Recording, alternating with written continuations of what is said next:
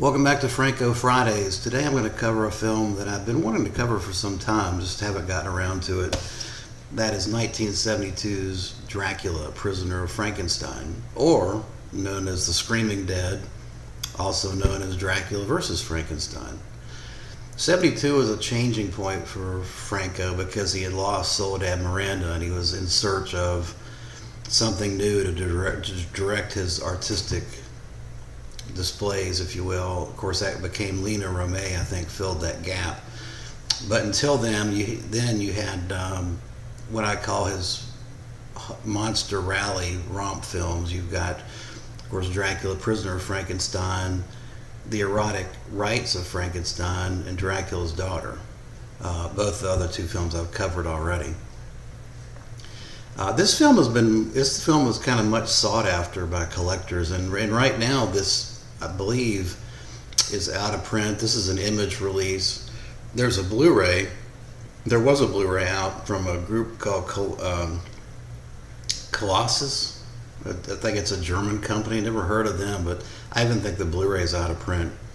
Unfortunately, none of the releases that I know of do justice to the film, because the film was shot in 2:35:1 aspect ratio, and what you have on this is a really crappy pan and scan 185, and it's cropped. I mean, you're not getting the full effect of the film, unfortunately. And I think the Blu-ray probably is the best version of the film that we have right now, but it's still sadly missing the director's true vision for the film. In fact, I think it's well known that there was a nude version of the film that hasn't been found or released yet. So hopefully someone's going to come along and release a Blu-ray, a really nice Blu-ray copy of it one day. The film is a monster mash. It's a homage. It's a homage and a parody all at one, in my opinion. Franco was a big fan of.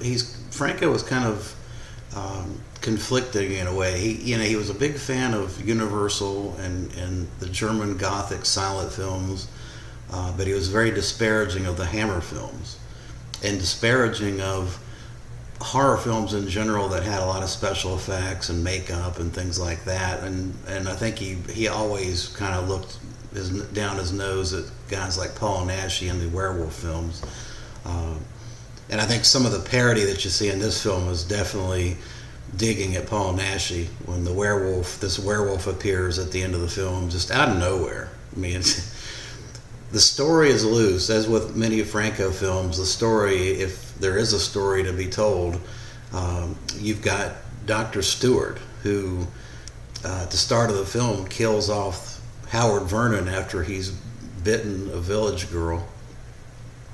And then Dr. Frankenstein, played by Dennis Price, a very apparently drunken Dennis Price. He drank heavily during this film, apparently. He's got it in his head that he's going to revive Dracula and control him and the Frankenstein monster and dominate the world. Kind of a world domination story. Very much a cartoon type movie along the lines of his Fu Manchu films. And it's a homage and a parody at times. Like, for example, at the start of the film, you've got Stewart killing off Howard Vernon with a mallet that looks like maybe a 4-year-old you'd give to a 4-year-old. I mean, the mallet and the piece of wood he was trying to drive through Vernon's heart was like, it's just ridiculous. And then the Frankenstein monster has this,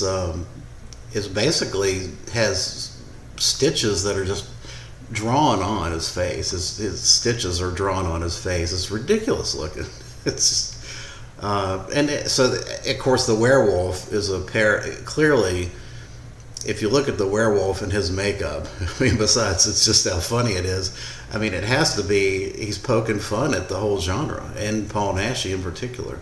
So you have those aspects of it, but then you have aspects of it that are straight up really a homage to Gothic horror films, in particular the Universal films, and silent German horror films, because the film is shot almost in entirety in silence. The first 18 minutes, there's no dialogue.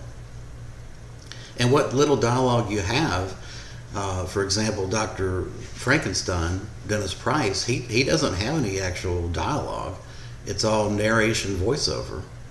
And I don't know if that's a result of him maybe being drunk or just kind of setting an overall mood for the film. The film really plays like a silent movie made in the 20s and say like back F.W. Murnau. It's very gothic, very moody. Of course, the film was shot in Portugal, one of Franco's favorite venues. It's got beautiful sets. I mean, the castles are great, the mood is great, and there's some really great scenes in this. For example, Britt Nichols plays one of the vampires, and she's in a lot of Franco films. She looks absolutely fantastic as a female vampire. Just great. When she rises out of her crypt, I mean, that is just gold. There's moments in this that make you wish that someone had given Franco an actual budget to work with, because the guy had all the elements in this film to potentially be a classic horror film. But what you get is a good, fun, breezy monster romp. It runs about 82 minutes. I think there's the uncut director's version, if it exists, runs longer. But it's just a breezy romp. Great editing, great pacing. And then you get this obligatory, just out of nowhere, monster battle between the werewolf and Frankenstein at the end of the film. That it's really good, actually. It's just it just comes out of nowhere. It's like, where does this fit in the whole story? The film just kind of abruptly goes into this battle. I mean, but for most of the film, it's about Dennis Price trying to gain control of Dracula in some fashion, and he never really does, and so he ends up having to off him. And of course you get this at the end of the eruption of the fighting, and of course all the monsters get killed off in some way. I think it's a lot of fun. It's a breezy watch. It's not a great film, and I think for most people, when they see the makeup effects, they're just going to laugh. But I think you just got to understand where Franco was coming from when he made this kind of film. He was not one to focus on special effects or makeup or those type of things. That's not the art form he was trying to display. It was much more about the visuals, the camera work, the settings, the location, those type of things, and creating an overall mood, which I think the film effectively does. Of course, his buddy Daniel White does the music, and Bruno Nicolai, but a lot of the music is lifted from Count Dracula. You can hear a lot of the signature points of the film are simply verses from Franco's Count Dracula. It's a shame, and that's a shame, because I think I would have loved to have heard a lot more of the Bruno Nicolai music. For example, the ending of the film just abruptly ends, and you can tell that there was a ending music there that Bruno Nicolai probably had done that just got cut off. So it's a shame that we don't have a full uncut, as the director intended, release for this film. But be that as it may, this is what we got, and we're just going to have to live with it until someone releases finds it and releases a complete version of the film. Howard Vernon was great as Dracula.